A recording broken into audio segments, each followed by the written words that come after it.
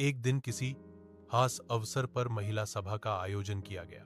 सभा स्थल पर महिलाओं की संख्या अधिक और पुरुषों की कम थी। मंच पर तकरीबन 25 वर्षीय खूबसूरत युवती आधुनिक वस्त्रों से सुसज्जित माइक थामे कोस रही थी पुरुष समाज को। वही पुराना आलाप, कम और छोटे कपड़ों को जायज और कुछ भी पहनने की स्वतंत्रता का बचाव करते हुए पुरुषों की गंदी सोच और खोटी नीयत का दोष बतला रही थी। सभा में मौजूद सभी लोग तालियां बजाकर उसकी बातों का समर्थन कर रहे थे, मानो यह एक ऐसी सच्चाई थी जिस पर कोई सवाल नहीं उठा सकता। तभी अचानक सभा स्थल से 32-35 वर्षीय सभ्य, शालीन और आकर्षक से दिखते युवक ने खड़े होकर अपने विचार व्यक्त करने की अनुमति मांगी। अनुमति स्वीकार कर माइक उसके हाथों में सौंप दिया गया। हाथों में माइक आते ही उसने बोलना शुरू किया। माताओं, बहनों और भाइयों, मैं आप सबको नहीं जानता और आप सभी मुझे नहीं जानते कि आखिर मैं कैसा इंसान हूं, लेकिन पहनावे और शक्ल सूरत से मैं आपको कैसा लगता हूं, बदमाश या शरीफ? सभास्थल से कई आवाजें गूंज उठी। पहनावे और बातचीत से तो आप शरीफ लग रहे हो, शरीफ लग रहे हो, शरीफ लग रहे हो। उसकी विनम्रता और शालीनता ने सभी को प्रभावित किया था। बस यही सुनकर अचानक ही उसने अजीबोगरीब हरकत कर डाली। सिर्फ हाफ पैंट टाइप की अपनी अंडरवियर छोड़ करके बाकी सारे कपड़े मंच पर ही उतार दिए। ये देखकर पूरा सभा स्थल आक्रोश से गूंज उठा।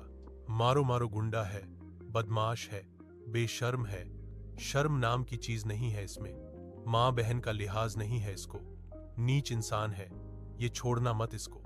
ऐसे नारों से पूरा हॉल गूंजने लगा।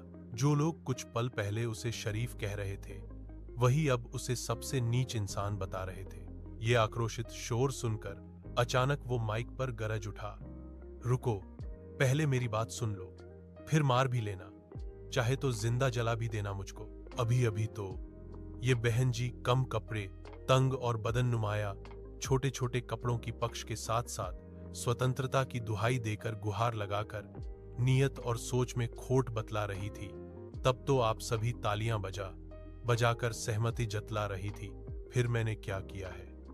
सिर्फ कपड़ों की स्वतंत्रता ही तो दिखलाई है, नीयत और सोच की खोट तो नहीं ना। और फिर मैंने तो आप लोगों को मां, बहन और भाई भी कहकर ही संबोधित किया था।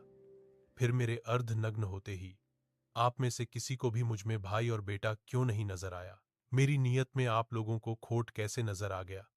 मुझ में आपको सिर्फ मर्द ही क्यों नजर आया? भाई, बेटा, दोस्त क्यों नहीं नजर आया? आप में से तो किसी की सोच और नीयत भी खोटी नहीं थी। फिर ऐसा क्यों? उसने अपनी बात जारी रखी। सच तो यही है कि झूठ बोलते हैं लोग कि वेशभूषा और पहनावे से कोई फर्क नहीं पड़ता।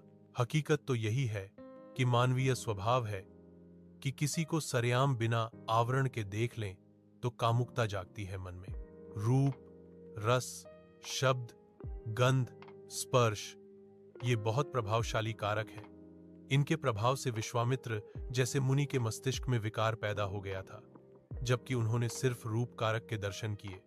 आम मनुष्यों की विसात कहे दुर्गा सप्तशती के देव्या कवच में श्लोक 38 में भगवती से इन्हीं कारकों से रक्षा करने की प्रार्थना की गई है। रसे, रूपे, चगंधे, शब्दे, स्पर्शे, चोगिनी, सत्वम, रजस्तमश्चैव, रक्षेन नारायणी सदा। रस, रूप, गंध, शब्द, स्पर्श, इन विषयों का अनुभव करते समय योगिनी देवी रक्षा करे तथा सत्वगुण, रजोगुण, तमोगुण की रक्षा नारायणी देवी करे।